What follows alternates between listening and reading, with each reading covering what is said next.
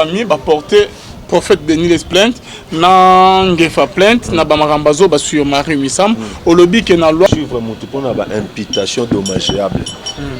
Vous comprendre? Au fait le problème qui est là c'est quoi? Mon justice est fonctionnant, on a ba preuve. Et preuve n'enye zawana tant yozo lobali kambu. Il faut en avoir preuve nango. Et da infraction ni basali ba okangama ou infraction ni Denis na ngefa basali imputation dommageable. C'est-à-dire bozako loba makambo aux familles bazo considérer que ils ont porté atteinte na honneur na dignité ya ndeko na bango o akufa.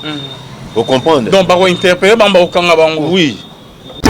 Mais le problème qui est là c'est quoi? Mobile nini motivation nyonso ya loba lelo ki abota ipe mwana mususu. Est-ce que ça peut nous bimisa que c'est azaki moins sérieuse? Est-ce que ils ont les camos ils ont tourné dans simana ou ils ont poussé que bakindolo baki abota ki c'est là où on est quoi? Mais c'est quoi le problème qui est là c'est quoi? Le problème qui est là déjà ba chantage wana. Vous comprenez? Il y a ko banda ko yemba ndeko na bino soki famille ba juger que ils ont porté atteinte na honneur na dignité ya mwana na bango mwasi. Bako poursuivre bino pe na justice. On a imputation dommageable. Vous comprendre? Au fait le problème qui est là c'est quoi? Mon justice est fonctionnant, on a ba preuve. Et preuve n'enye zawana tant yozo lobali kambu. Il faut en avoir preuve nango. Et puis ezana elo mususu ezake na loba kyango avant.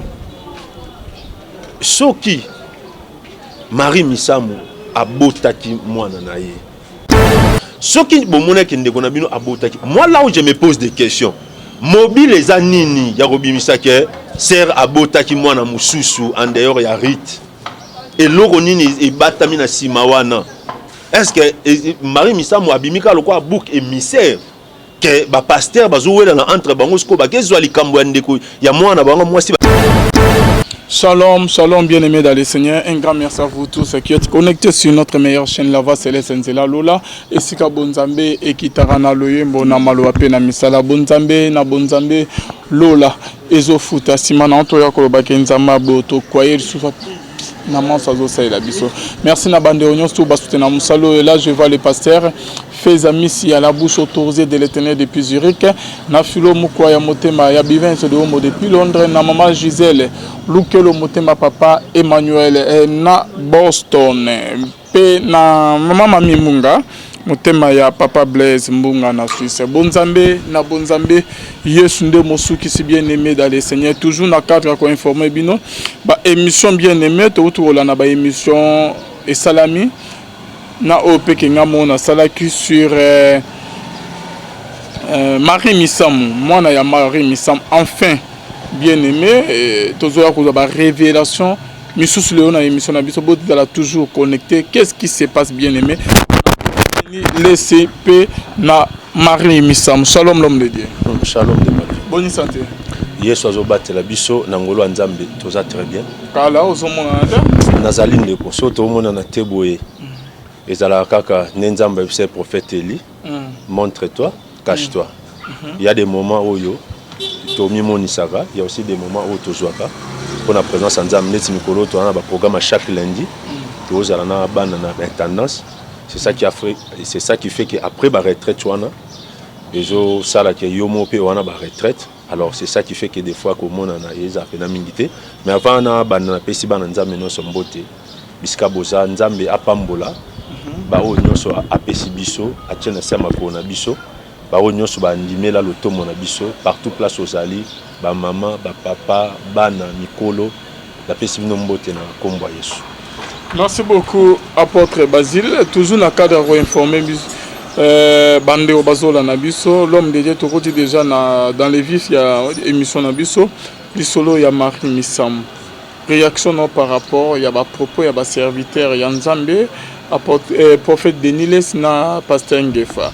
Au moment de Marie Misam, Bota, mon amour en cachette, il y a Mobali, na pasteur Moron Alimete. Ok, merci de Qualvin. Marambo so il faut que le bat bien. Ezo sala Sony. Et au sala pe passe na motema. Marie Misamu elle a travaillé pour le Seigneur. Elle a aussi ramené beaucoup des âmes dans le Seigneur. Alors, elle mérite beaucoup, à titre posthume bien sûr, mais pas y a ba allégation yaboé. Bon, parce que Azahi moi aussi, il faut qu'il abota. Mais ce que moi je peux dire c'est quoi? Dire que abota qui en cachette, c'est grave. Moi si abota en cachette, abota qui mutunyonso, pasteur, prophète, évangéliste, mutunyonso a droit à vie privée. Ce qui a déjà dit bon que Nabana Oye Aboti a au premier plan rythme Samu et que moi a présenté été.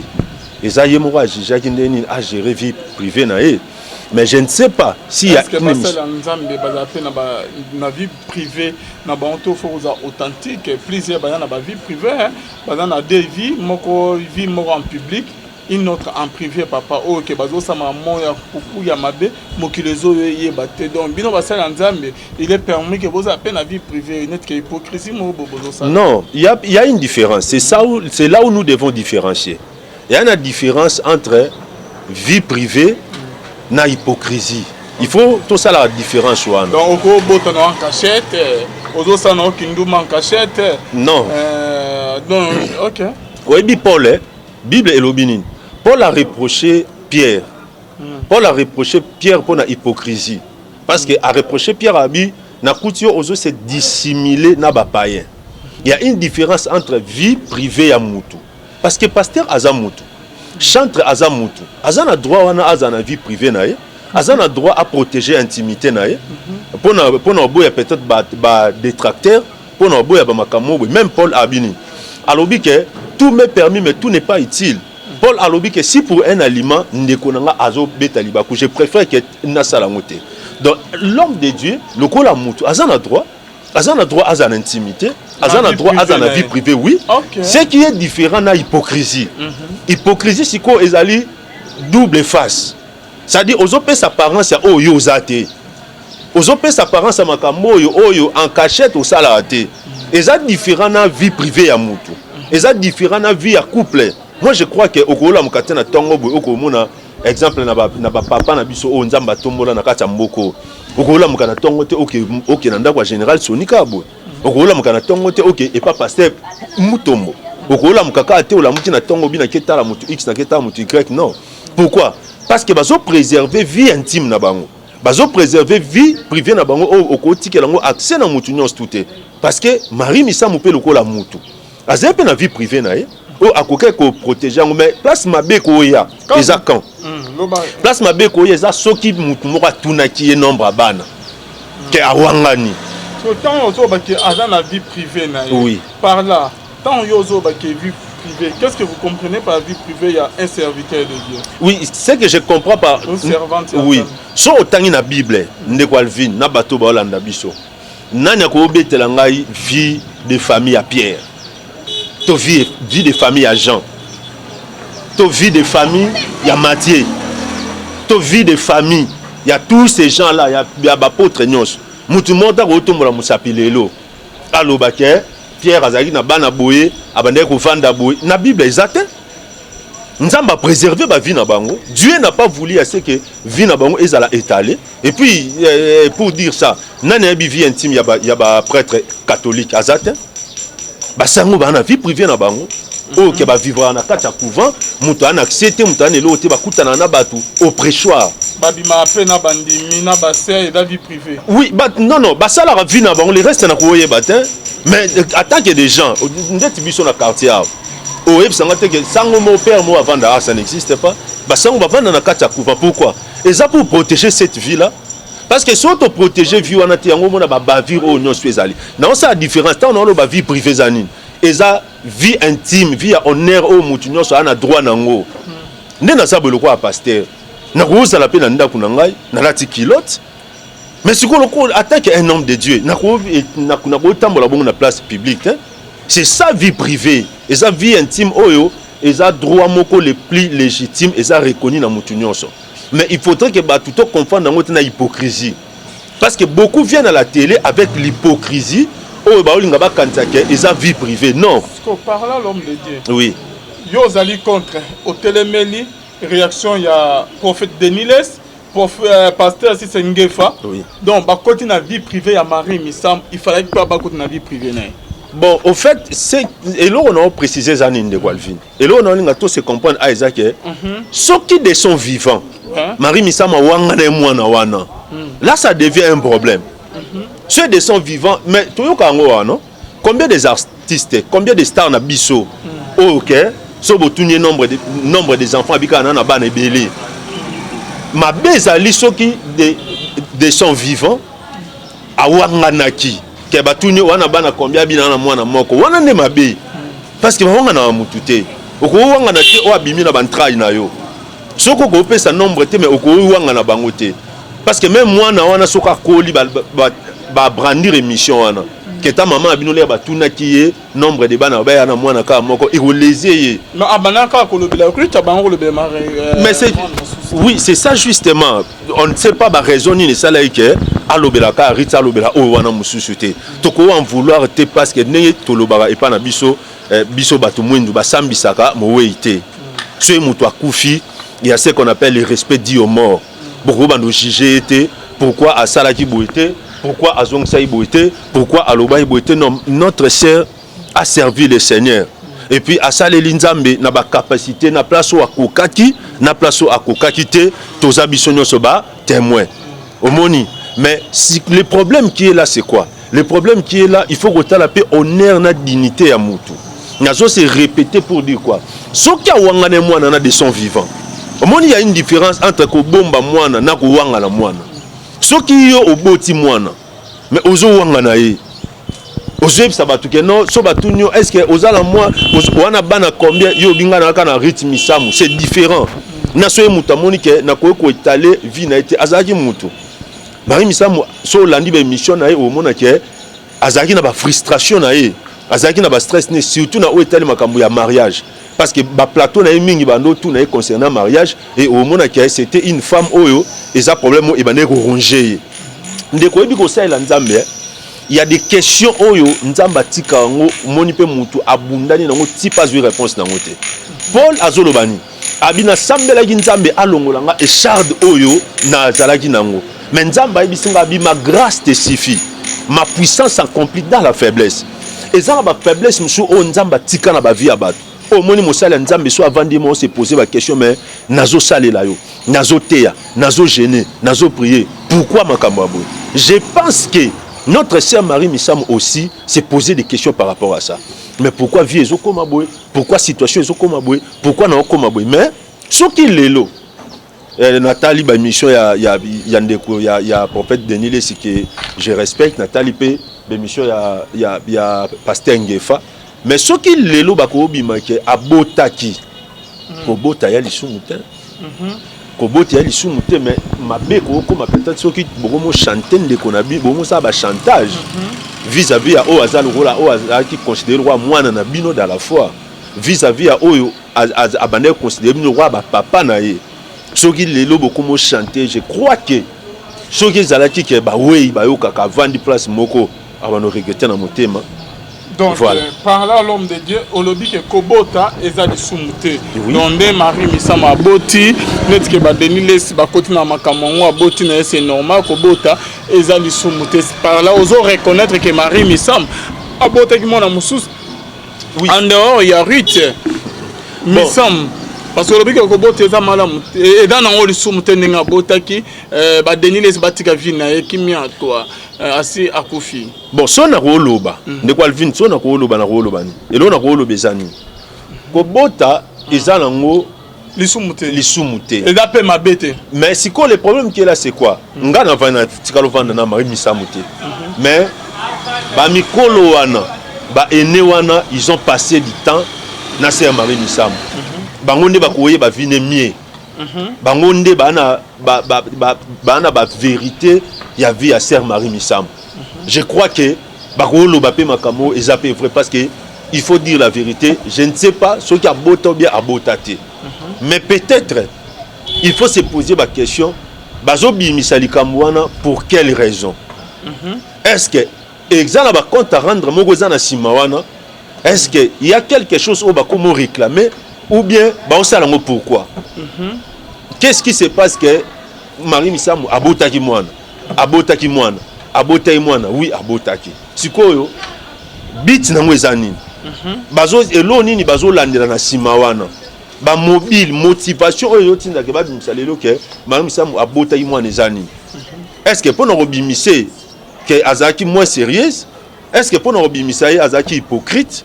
Est-ce que eza pour nous retalisa batu ke na ebité raison penda robimisa ki abotaki ezaki nini? Parce que aza mwana na bino a travaillé na l'église na bino ayembaki bo bengisaki ye bozaki pe honorer na ba qualité ya ba service na. Mais ce qui le bo décider que non abotaka pe mwana mususu en dehors ya rite. Il faudrait maintenant qu'on faire comprendre des bateaux. Et l'autre one ezobima pourquoi? Ezobima pourquoi? Est-ce que batiraima mo eza entre pasteurs nde bakebimisa ba argument wana ou bien likambuni nezobata manasima wana? Soy vérité bimi. Nga za contre ni prophète Denis Lesi ni pasteur Ngefa pour bango bavandaki na ye bayebani na ye. Mais le problème qui est là c'est quoi? Mobile nini motivation nyonso ya koloba lelo ki abota ipe mwana mususu. Est-ce que ça pona bimisa que c'est azaki moins sérieuse? Est-ce que les gens ont tourné dans Simana ou ils ont poussé c'est là où on s'est posé la question et là on est tourné place. Parce que Bandika après avoir que le pasteur Soni Mutombo Mukuna Kakenza Batelemela-ki Denis Leske a les calibosoté a Tchela Moïse Mbi et Maboko. Voilà. Bah déconsidérer qui est quoi. Voilà. Donc si il faut se poser la question. Est-ce que moi nango ba mo bimisa wana? Est-ce que ça n'a pasteur moi ça lié dans quatre mois non? C'est ça le problème au Toko se pose parce que question tunion est très important que ebimi juste après matanga ya patriarche Emmanuel Mbiye. Maintenant qu'est-ce qui se passe? Est-ce que pasteur moi ça lié dans maman moi na pona yo qui déjà na mission na Otolanda ndeko Denis le salobi que papa moi na wana aza soki banda elogoni banda robot il y a triomphal ti sur 18e rue. Alors on doit se poser des questions. Est-ce que et ça lié dans ma camouana? C'est là où il y a les problèmes. Ndeko Alvin. Oui, il faudrait. On a pas émission na tourner na danseuse ya Marie Misam. Non, wana na ozo temps pour Hollande. Alors il faudrait to comme à niveau moko. Omoni ndeko ministère est très compliqué. Ministère est très compliqué. Les lots ceux qui te vendent bimsake sert à botaki, sert à salaki boy. Finalité dans mwezani. Bit na mwezani. Tozo nga to sa mokili nini. Au monde que babilo ko na nyonso ezo porter discrédit na corps ya Christ. Eza ko honorer église té, ezo fragiliser l'église. Voilà. Ok, merci beaucoup papa.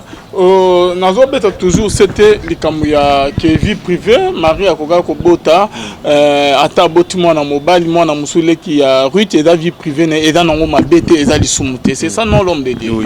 Ok. Tu ko bande bazo la biso. Exemple que eza netuyo. Obali nanu te oke obota. Bandi miango rote ya bango nini. Soit au sali ba maman en cachette au benyon que vie privée na miso mokilo mo que non mokilo soki ba yebi ba mono que za bien teza mabe au bali en cachette oyoko bota mwana mobali en cachette ndenge que ex danseuse ya Marie Misamba o babana na Marie Misamba longwa que pas apôtre de baba après ba sali album premier deuxième album na Marie Misamba nde alobaki yo trouvant normal ozolobaki za vie privée dans on peut di sumute. Non, il faut qu'on différencie. Il y a une différence. Mabe ezali acte. C'est-à-dire que sangisanzoto avant le mariage. Mais moi nazali sumutin. Moi nazali sumutin. Moi na o ayena mukili azali sumutin. Ah bon. Soki moi nazaki lisumu na sens wana nde Salomo koma wana Israël te. OK. Salomo aza mwana oyo abotami kuna makangu te mais abotami na crime. Abimi na adultère pe na crime. David a vu moi si abato azui na tatane abomié. Azui na mobile ne pardon abomié. Mais Dieu s'est choisi seulement moi na wana. Habillé nem tozala wana kata Israël. Donc il faut dire que c'est l'acte qui est mauvais. Mais l'enfant qui est né, il n'a pas de problème. Innocent ya bato. azan elo moté. Alors par rapport à question otuni ezani, par rapport à question otuni ce qui a sali makamwana ndeko Alvin, il faut tondima eloko yo que mutu o nzambe abenga azarana ben perfection na ye. OK. Dieu n'appelle pas des parfaits. Vous comprenez? Mutu le roi Moïse, un grand prophète, oh nzambe azwe bisa data na Corée, azwe bisa bangabi, quand il y aura un prophète au milieu de vous, moi l'Éternel, non solennel na ba songe na ba énigme, mais il n'en est pas ainsi de mon serviteur Moïse. Je lui parle face à face comme un homme parle avec son prochain. Mais mutu abongo a koti na mboki lakate. Nzambe azwi a nzambe a marché ba moté pour na bisa Moïse ke okomona mais okota te. Sans que na lobela ba David. L'homme selon le cœur de Dieu a cause la capacité malgré le cœur de Dieu ya ozwa mwasi ya mutu pe oboma mobali wana bomi pe histoire isili. Mutu nyonso na nzoto oyo parfait azate. Allez mon l'autre loba elo mona répétango abi si l'homme qui ne peut voir le cœur condamne, toi qui vis dans nos cœurs te compatis. Je crois que si on te commence à la moussala, il y a qu'on reprocher ou bien il y a qu'on lapider bandeko na biso pona ba erreur na bango ndeko toko boma batu ebele. Ndomoni yesu ebisi femme o bakende ko surprendre na flagrant délit ebseni. Abise que celui de vous qui n'a pas commis de péché jette le premier la pierre. Pourquoi il a dit ça? Parce que Jésus a regardé dans tous ces gens-là à Monique mabe au moins moi sur sali ezape na kacha bato nyonso. Mais la différence seulement c'est quoi? La différence c'est ça seulement parce qu'il y a moi sur monani. Il y a moi sur monani mais il y a ba oyo et monani nante. C'est ça la différence. Maintenant le problème qui est là c'est quoi? Il y a Marie et monani, il y a ba denile ba mabo ba on ba salarié et monani te. Nga kuteza il y a ba denile cité mais nga kuteza ya ba tunyonso. Il y a Marie misa muso et monani il y a ba te belé en cachet. Koleka kut oyaye. Koleka kut oyo wana. En réalité toza ba tuto sungana ndé na prière. Mais toza ba to banda ko se lapider du jour et nuit. Oui bien de quoi Alvin c'est grave. C'est grave et c'est très grave. Tant où ils ont reproché Moutalikambo, yomo au salarango. Mais tu apparais, liboso batu nyonso, n'apparence mo ya piété, ya sainteté. A sali bongo pona nini, a zong si boy poni, pendant que conscience ne je biso que, oh ya sali on na salarango. Ango non. Il y en a aussi, oh ba sala biloko wana. Mais que ma bien abongo monente. Merci Seigneur. Paul a ABC Timothée ni. Abi n'impose les mains à personne avec précipitation et ne participe pas au péché d'autrui. Nasima Abaksini Abi, parce que le péché de certaines personnes ne se manifeste pas directement, mais se manifeste avec le temps. Ndeko, au monde et là ma bien batunsu et mon immédiatement. Mais ça batunsu ma bien abango et c'est un temps. Et c'est un temps pour et mon nana. Je crois que biso nyonso attaque bana nzambe il faut tout ebelo mo ke soki mabe abatunsu e monani ezape na bato ba osala mabe koleka bato wana. Ce que nous pouvons faire en tant qu'enfants de Dieu c'est de se soutenir dans la prière. Kiakomitika na kati ya prière. Dieu ne nous a pas envoyé pour nous juger entre nous. Nzambe atindi biso te pour tous se juger, to sala na ba jugement ya ba valeur. Pour tout ça, le jugement monté, il y a critiqué bandeko na biso, il y a finga, mais nous sommes là pour nous tous se soutenir. La Bible dit quoi? Vous qui êtes forts, vous devez supporter les faibles. Il faut tout comme à un niveau. Parce que ce qui est l'église est atteindre la perfection, voilà, il faut y aller directement. Mais il faut que les gens comprennent que l'église est autant dans la bateau. Oh, bah, bah, maïna makila, bah, bah, bah, défaut. Mais au-delà, il y a une histoire. Ce n'est pas à dire qu'il faut battre na masumu, non. Bible zoloba, c'est que Dieu veut c'est votre sanctification. Nzambe na masumu et simbarate. Ndeko, nzela nzambe na via masumu, na via perversion et tambolate. So mosala nzamba otambola bongo yebango et quoi atteindre et tôt ou tard. Mais pour moi, je trouve qu'il y a une place tout c'est lapider la place publique. La place tout c'est dénoncer la place publique. Il faut tout sunganande. Ceux qui l'autre comprennent que c'est razagi na hypocrisie. La tambola est bien.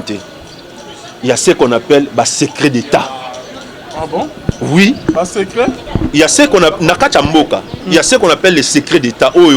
Beaucoup de talents dans la place publique pour fragiliser. Je crois qu'il y a un cadre pas église. Azan de qu'on a biso. Toko protéger épée. Toko sacrifier été. Toko sala teto ando bimisa makambo et ko remettre musala non social mari misamu asala ki batba ando remettre en cause. C'est que c'était une aventurière. C'est kazaki na vie abo, c'est kazaki na vie abo. Est-ce que a vie wana nzambe pe azako partager ngo biloko wana ils sont fragilisés l'église. Oyebi bako dénoncer wana ndeko na lobelo mo pona succès. Et même témoignage ni. Nanya ko loba lelo ki yana sœur mo abongoli motema, yana frère mo abongami parce que ba pasteur moko ba prophète moko ba pesi témoignage que ba pasteur baza ba faux, ba pasteur baza ba aventurier. Mais so la nuit au monde que ko dénoncer wana et comme si non ka ba incrédule. Ils ont rendre ba de plus en plus ba incrédule. Oh musala yesu zaki pour gagner les âmes. Mais si ko ba ko dénoncer wana rôle na ngwezani et pe ka ba sambela. Et rendre ba incrédule. Et puis que ça va être ma prière. Ils ont la confiance, il y a peuple et pas basal en Nzambe. Or que la Bible est claire. Confiez-vous à l'Éternel, vous serez affermis. À ses serviteurs, les prophètes, et vous réussirez. Je ne pense pas que Nzamba commettra qu'erreur. Aïbi Sabana na ebasa na confiance il y a basali na. Trop dénoncer erreur bichonyoso. Nous faisons les erreurs ezali. Mais il y a quoi talent on a bas sens comme si il y a un acharnement. Et ça pena malam mingité. Voilà ce que je peux dire. Okay, merci beaucoup l'homme de Dieu, apôtre Basile. Moutuna monsieur les aïe aux apôtres Karato aux allez peut mettre avocat par rapport à nani autant à droit l'homme de Dieu na bande obazo la nabiso. Ba makamu ba émission de Nile ça sali sur Mowei Marie Missa Mosakofi atiki mwana Ruth famille Bazawana ngefa pe ayoko bakisa lisuko confirmant OK il y a solo à Bota selon loi ezani parce que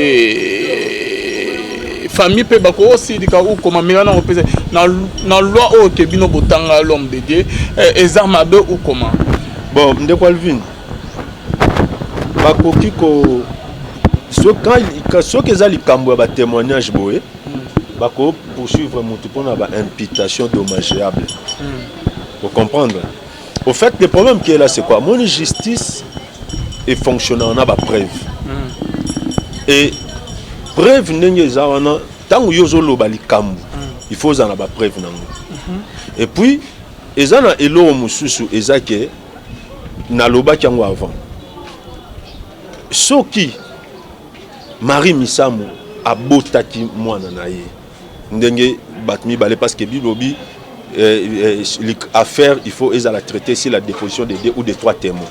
Soit il y a 2 ou 3 personnes soit il y a 2 ou 3 personnes affirmer que azagi na mwana à part nani Ruth Misam à part Ruth. Je crois que bangonde bazaki naï bangonde ba vie naï. Mais c'est quoi le problème qui est là c'est quoi? Le problème qui est là déjà ba chantage wana.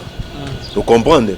Il y a ko banda koyemba ndeko na bino soki famille ba juger que ils ont porté atteinte na honneur na dignité ya mwana na bango a mwasi bako poursuivre bino pe na justice soki famille non net que famille ba porter prophète Denis plainte na ngefa plainte na ba marambazo ba sur Marie Misam au lobby que na loi ba ko porter plainte ngefa prophète Denis na makamazo ba en tout moment na ba émission que Marie Misam abota so famille que ba porter bango plainte l'homme de Dieu oui eza nini eda infraction ni basali ba okangama ou ko infraction ni Denis na ngefa basali imputation dommageable ça dit bozako loba makambo aux familles bazo considérer que ils ont porté atteinte na honneur na dignité ya ndeko na bango o akufa. Vous comprenez? Donc ba ko interpréter ba okanga bango. Oui. Bon ngai na matière ya Nzambe moni Yesu alobi boy. Même Paul a obi so to un problème to traitango na kati na biso. Na l'état te. L'état. Bon so net que ba juger bon que ba que l'état a jugé que makambo bato ba oloba. Parce que ezaka prophète Denis les cité eza pasteur ngefa kate eza pe na bat musu bakolo ba biloko wana mais so famille ba juger que ils ont porté atteinte na honneur na dignité à moi na bango akufa même na dignité ya foyer au atika. Vous comprenez? Nde wana ezaka famille wana te ezaka mutu nyonso akoloba bon pona likambo boy on va saisir la justice. Wana siko tant ba saisir justice wana et comme justice asa musala na. Vous comprenez? Mais nous en tant qu'enfants de Dieu, nous en tant que chrétiens, quand il y a un problème,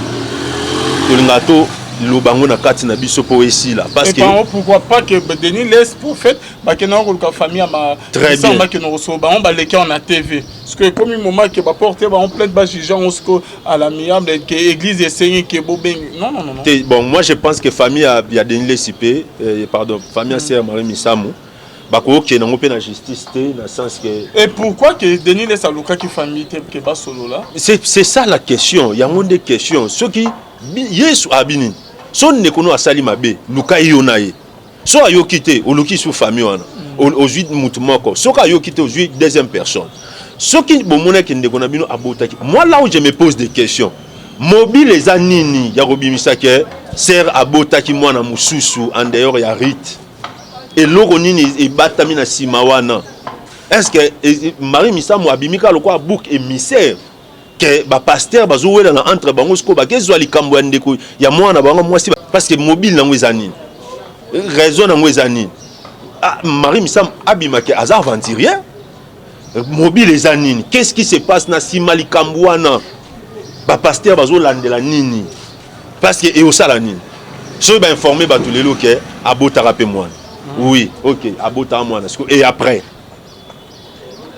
ba sambisa mwana wana ba kene na justice pour basala nini et puis ça apporte quoi na église corps de Christ ya ça va tout que c'est Marie Misamu abota qui ezo apporter nini au monde que ndeko Alvin biloko wana nyonso ngai personnellement na omona que ezaba manœuvre moko dilatoire ya satana ezaba manœuvre mo au monde de ténèbres injecté na quatre églises. Alors si je peux dire quelque chose aux enfants de Dieu ezake bana nzambe tous à la distraité partout aux alliés, aux en Afrique, aux en Océanie, aux en Europe, aux en États-Unis, partout, tous à distraiter parce que Satan a côté à coopérer. Et puis Moussala Nyonso, Oyo, ils ont comporté atteinte na œuvre de la croix, na cause de Christ. Il faut que tu la Moussala on a très bien.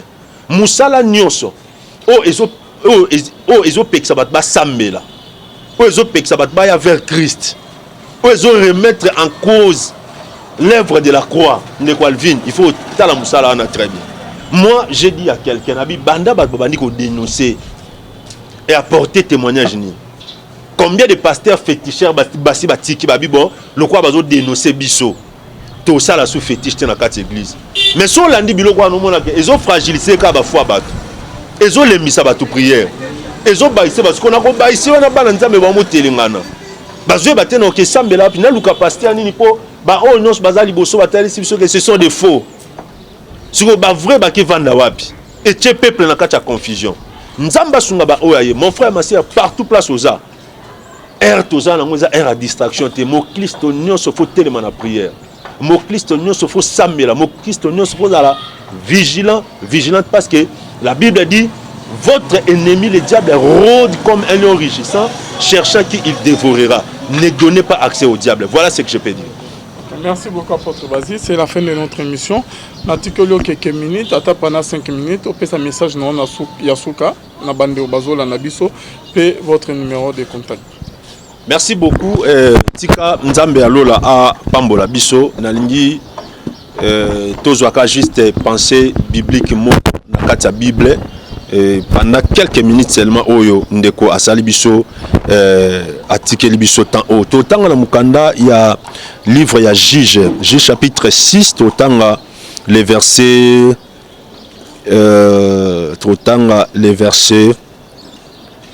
totanga Juge chapitre 6 les versets 24 au verset 26. Je lis au nom de Jésus. J'ai donc bâti là un hôtel à l'Éternel, donnant pour nom l'Éternel paix. Oui, verset 25, la Bible dit, dans la même nuit, l'Éternel dit à Gédéon, prends les jeunes taureaux de ton père et un second taureau de 7 ans, renverse l'autel de Baal qui est à ton père et abat les pieds sacrés qui est déçu. Nasambeli, Dieu d'Abraham, d'Isaac et de Jacob, j'ai béni cette parole. Na pamboli batunyon so o bakozwa libaku ya Olanda biso na mateya oyo o nyonso akangami akangolama. Oaza na problème azwa solution, oaza lié azala délié au nom de Jésus de Nazareth. Amen. Merci bien-aimé, que Dieu vous bénisse. Nebisa biso monde à ténèbres éthique la mutu apparence et botolier réalité. Mokila molili batike la mutu apparence. Batikelo apparence à mutu maele. Batikelo excusez apparence ya salarié. Batikelo apparence ya mwasa kitoko. Batikelo apparence à bogar. Batikelo apparence nyonso wana me bazui réalité balongoli yango. Bakotikelo apparence à réalité. Ya bakotikelo apparence ya salarié. Mais yo moko yebi en soi mbongo gagnant à la fin du mois au salaire nango eloroté. Bakotikelo apparence à femme mariée toi homme marié. Mais yo moko yebi il y a un mari de nuit to femme de nuit moko bimela ko wana. A 500 nzoto na yo butu nyonso. Bakotikelo apparence ya mwasi ya bota.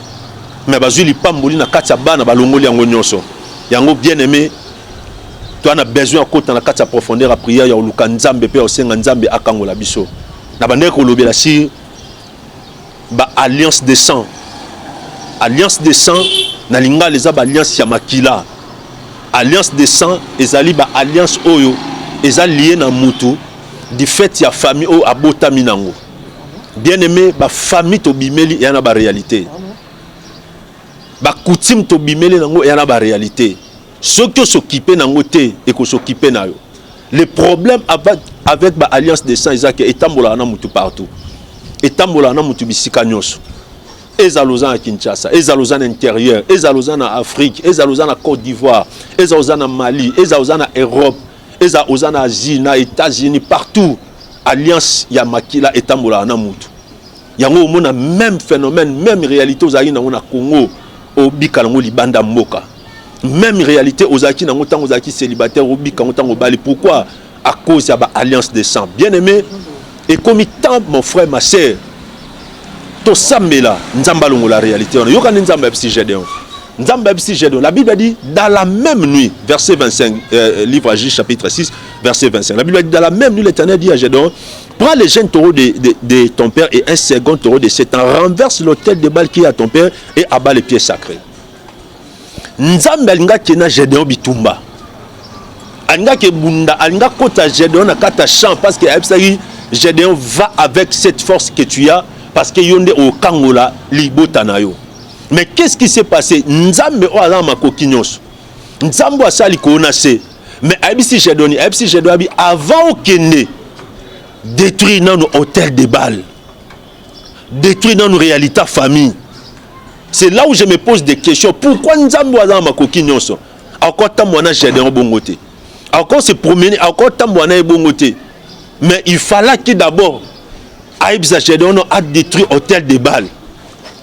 Nzambe, est-ce que Nzamba zanga nguya? Est-ce que Nzamba zanga force pour tambola na Gédéon? Non. Mais Nzamba e bakike, mokilo ye mowa kela, y en a ba loi. Y en a ba principe. Y en a ba norme nango. Et que le coup la Gédéon a mwana ya tata wana. Soka kena bitumba bongo. Et loko ya tata wana ekobanolanda ye. C'est ça Dieu a compris que avant to kenena yo, il faut banda ko renverser no eloko wana. Bien aimé, la Bible dit mon peuple périt faute de connaissance. Ba sambela na misu makasité. Ba sambela na loyengete. Tango sambela il faut ba keto vivre na mokili, yana ba principe, yana ba loi. Et même Dieu lui-même qui a créé les cieux et la terre a bien. Aïbi qui n'a pas tambola na muto boité. Son atambo ne boy échec ezali. Yango remarqué même David. David avant Bundana Goliath, il fallait qu'il nous allons à bitumba famille. Bitumba famille ezaki nini? Famille David abimela ki ezaki famille moko bergère. Ba boko laka ba nyama na kati zamba bitumba na bango ezanini? Bitumba na bango ezaki ba lion na ba ours ba yaka pona menacer richesse. Et David avant qu'il ne soit affronter Goliath, il fallait na ba no bundana bitumba famille wana. Ba lion o ba kota na kati famille, ba ours o ba kota na kati famille. Mon frère, ma sœur, ozola nanga na habité réalité famille na bino ezanini. Yango mona ozo no musala. libala ezoya ba relation ezoya mais ezosuka na nzela. Pourquoi? Parce que ba combat famille olongia ngona onte, parce que alliance ya makila et katanité, parce que réalité on nzamba ebisaki Gédéon abi détruit d'abord l'hôtel de Baal qui est à ton père, nanu o détruit en côté yango mona musa lezoya relation ezoya libala ezoya mais esuka ka na nzela. J'aimerais par cette prédication, j'aimerais na penser muki on nzamba pe biso o comprendre que temps est coquille, il faut réalité en équoya. Avant David à se présenter à Bundana Goliath, il fallait qu'il d'abord à Bundana lion, à Bundana ours, qui va combat la famille. Richesse n'a pas menacé na ba ours, richesse n'a pas menacé na ba lion. Avant que Bundana Goliath, il faut au long en esprit. Voilà bien aimé dans les Seigneurs, combat famille place et vandi. Voilà place alliance à famille vandi. Yango au mona partout place au sambela. Mais le colo quartier loko wana te elanda yo. Toza pia na temps mingi te parce que les médias ils attendent. Mais ngina o mukenzambe a sololi na yo. O comprendre que il faut kata réalité wana. Il faut o kata alliance wana. Mon frère, kolanda te o bat ba komolo ba lelo. Ba pasteur ba sa ba faux. Ba pasteur ba saliboy. Il y a des faux, il y a aussi des vrais. Mais le problème est ça réalité au bikana vinao. Le problème et ça maladie au kutanango. Le problème et ça la réalité ya famille au so lali au lotawana. Na te ya mutumoko. Ba soda o balanda ko na butu na banoto wana. Ba uta wapi. Moyibi a telemaka na vie na o na porte ndaku na yo place au lalaka au lota moyibi. Ba uta wapi. Et bien aimé, ba te belé o balota miyibi na vie ba o ba sambela te. Lelo ba kota na sia mabele. Oye bateta musu moyibi ano mona aya otema na porte ndako. Peut-être à lukande azwa molimo nao. Biloko lota bazoyibo chaque butu wana euta wapi. Sak na yo. O moyibi ayiba na chaque butu euta wapi. Neko monde ténèbres tike la mutu apparence et botoli réalité. Son sambelité. Son lukinzambete. Son ba bonneli ponote ba oriento na prière te. Oko bando bika même réalité. Même phénomène chaque année. Note ya maman mo aoyokanga. Note ya papa mo azoyokanga. Note ya sœur mo azolandanga tango ekoki. Obima na alliance à famille. Obima na alliance à makila. Obima lo kwa Gédéon. Nzamba bi détruit l'hôtel de Baal qui est à ton père et abat les pieds sacrés. Oko détruit hôtel wana ya malchance. Oko détruit hôtel à célibat. Oko détruit hôtel à mari de nuit à femme de nuit. Oko détruit hôtel wana il y a stérilité. Au code détruit hôtel wana. Oh, et y a kako saccager richesse mutokia mutu. La Bible dit c'est à la sueur de ton front que tu mangeras. Mais t'as la vie no bien. Au monde qui au travail dire. Mais c'est comme si richesse na yo et qu'il est quelque part. Mais Dieu veut faire quelque chose. Dieu nzamba linga bimiso na kata réalité wana. Linga bimiso na kata phénomène wana. Toi na plus 243. 89 69 16 721 plus 243 89 69 16 721. So bengi biso to peso orientation à prière. So bengi biso to zoatan ya osambela monde ya ténèbres éthique et réalité, éthique et apparence et botolo réalité. Ne ka ya batebele, ne phénomène ya batebele. Alors tango ekoki nzamba bimiso na réalité wana. Tango ekoki nzambe abimiso na kata situation wana. Tika nzambe apambola batu nyonso oyo bazana biso na kata prière ya chaque lundi. Tika nzambe apambola batu nyonso bazozwa tango benga biso na kata prière. Tika nzambe apambola batu oyo nyonso bandima ministère na biso ngolo nzambe ezali ko na bino. Nena sambela pona sœur moko, nena sambela pona sœur moko pona frère moko, nena sambela pona ndeko moko o makambo esimbate. Na zo biso bisiko zali. Nous avons un Dieu tout puissant. Nous avons un Dieu vivant. Wako bimiso na kata situation. O bat ba lembana nango. O mokili, o famille, o ba relation et lembani nango. Dieu est capable de faire quelque chose. Dieu est capable abimiso na kata réalité wana. Abimiso na kata situation na pe apeso via sika. Ngolo nzambe eza place aux alliés. Nena sambela pona yo. Dieu d'Abraham, d'Isaac et de Jacob. Moto nyonso o azalié na alliance ya famille, na alliance ya makila, natango na osambela ekweya au nom de Jésus-Christ. Alliance union sur makila, il y a malédiction, il y a condamnation, il y a célibat. Alliance union sur, il y a femme de nuit, il y a mari de nuit.